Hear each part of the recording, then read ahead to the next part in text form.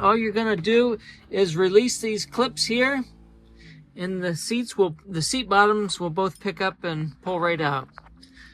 That whole seat will come out as one piece, and this backrest just has one Phillips screw down in the bottom on the wall, and it will pull right off the wall.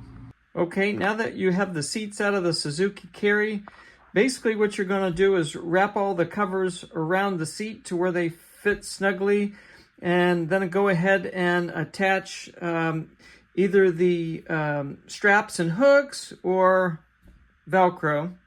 The only seat that's going to be a little bit different is this driver's seat bottom. Now the first thing that you're going to do is there's going to be two nuts here. They're a 12 millimeter. You're going to remove those, and this panel will come off the seat. From there, go ahead and do the same thing. Wrap the seat cover around the seat to where it fits really nice and snug. And then what you're going to do is there's going to be a hook here that attaches to a factory ring. There's going to be another hook here that attaches to this factory ring. And then you're going to attach the two straps going front to back. And then the last thing that you're going to do is there's going to be another strap here.